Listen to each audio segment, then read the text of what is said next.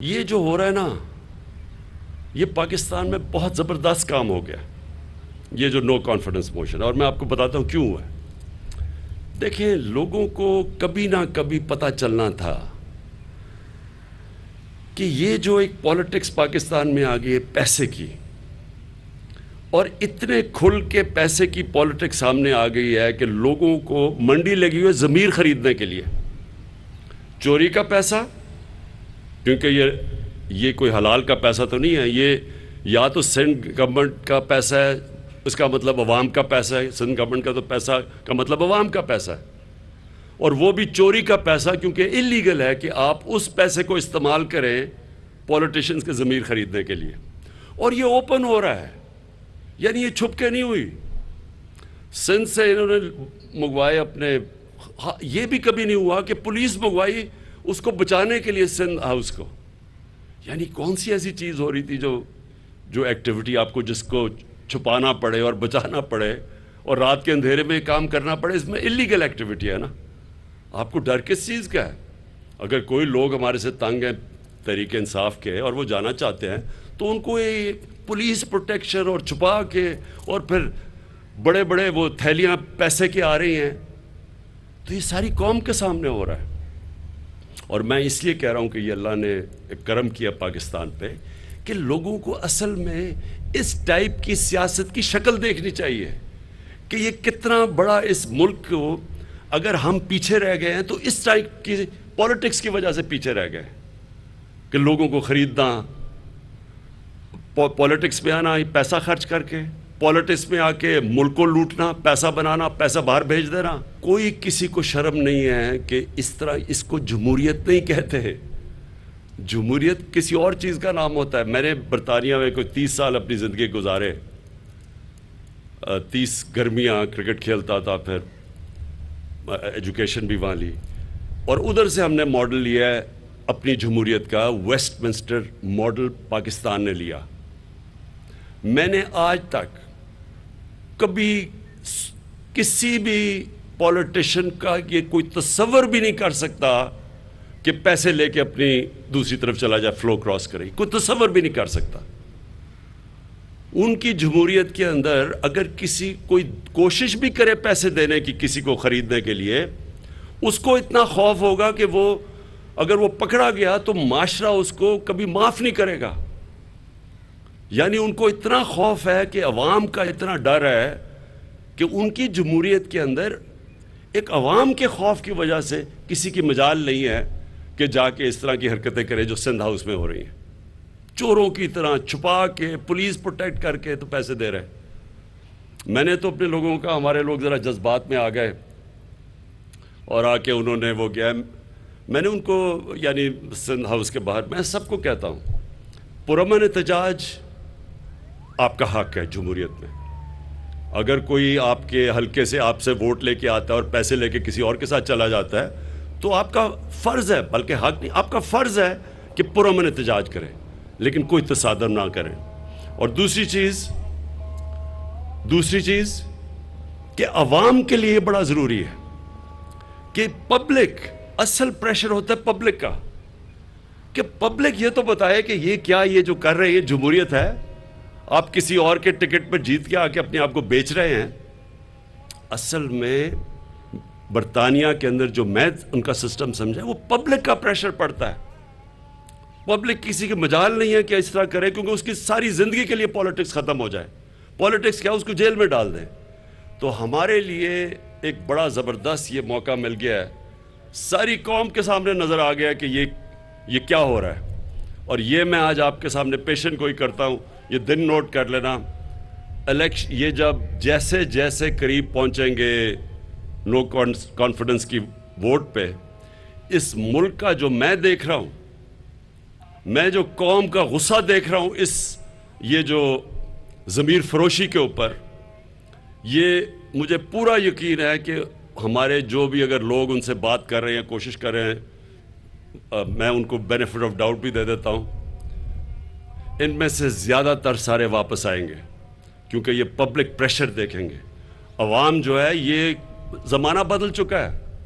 وہ جب چھانگا مانگا کی پولیٹکس تھی تب سوشل میڈیا نہیں تھا، اس وقت سوشل میڈیا ایک ایک چیز لوگوں کے سامنے لے آتا ہے. یہ وقت بدل گیا اور انشاءاللہ 27 تاریخ کو آپ پبلک دیکھیں گے. میری یہ پیشن گوئی ہے کہ یہ اسلام آباد کی تاریخ میں کبھی اتنی پبلک جمع نہیں ہوگی، اور صرف ایک بتانے کے لیے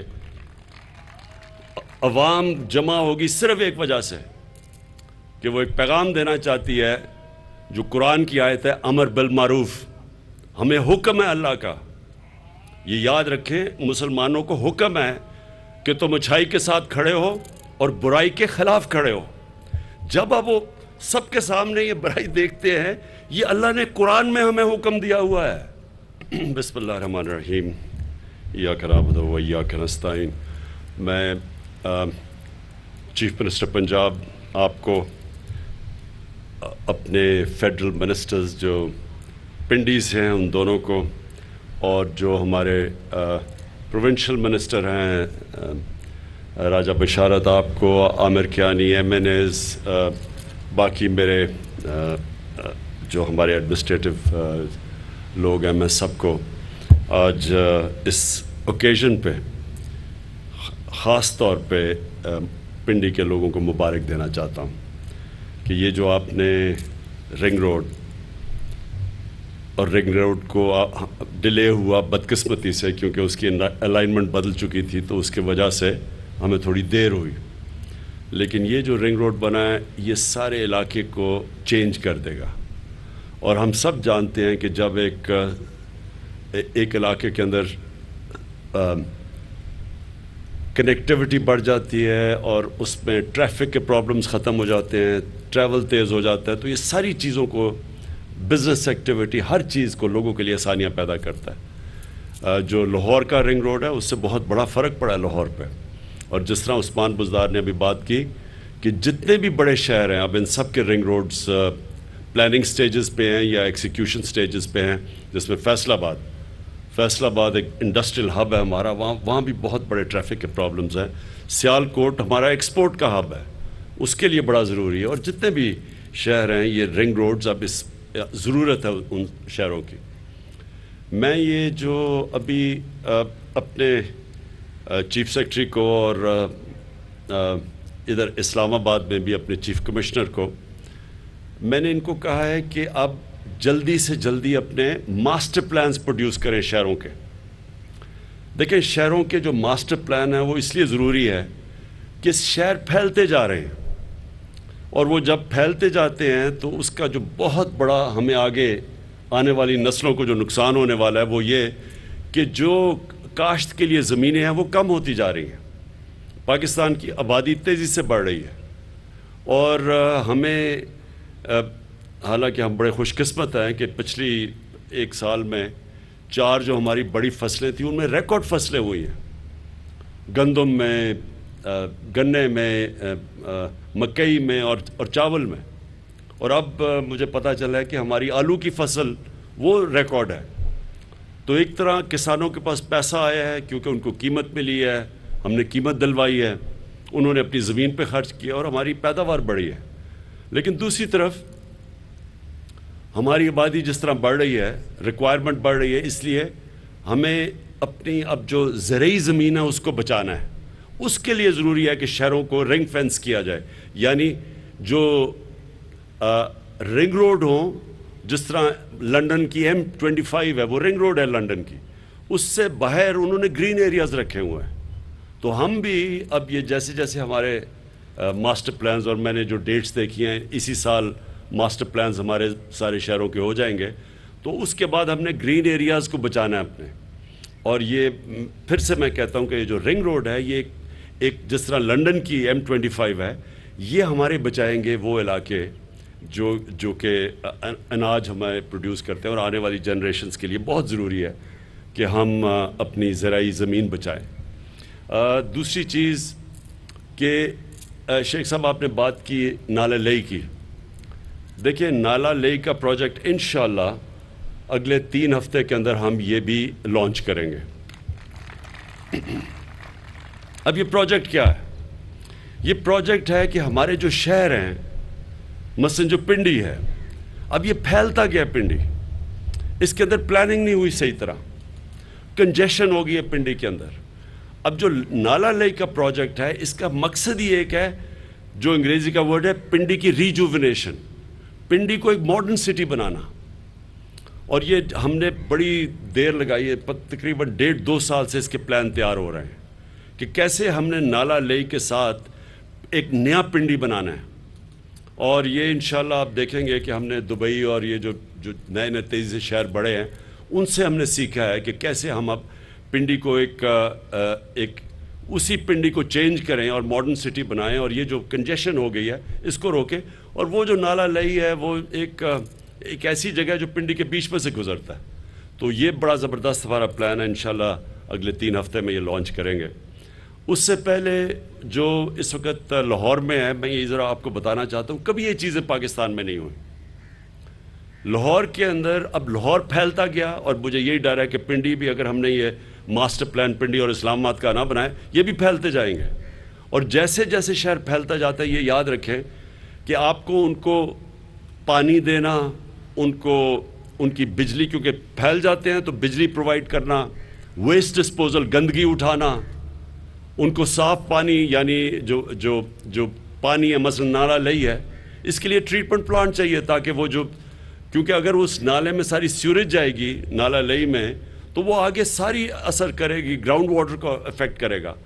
تو اس لیے ہم نے ان کے ساتھ ساتھ جیسے ان کے رنگ روڈز بنیں گے, ماسٹر پلانز بنیں گے, ساتھ ساتھ ان شہروں کے اندر ہم نے ان کو پھیلنے سے روکنا ہے اور شہروں کو اوپر لے کے جانا ہے, کیونکہ زمین تو ختم ہو جائے گی.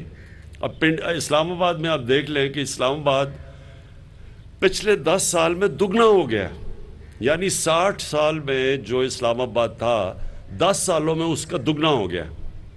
تو اس لیے ضروری ہے ماسٹر پلانز کی. اور پھر جو ماڈرن سٹیز, اب لاہور میں ہم نے 2 چیزیں کی ہیں, ایک راوی سٹی بنائی ہے اور دوسرا ایک سینٹرل بزنس ڈسٹرکٹ بنائی ہے, جو کہ لاہور کے سینٹر میں جو والٹن ایئرپورٹ تھا, جو بالکل ایک شہر کی, اس شہر کے اندر کبھی بھی ایک فلائنگ کلب نہیں ہونا چاہیے, اس شہر سے باہر ہوتا ہے.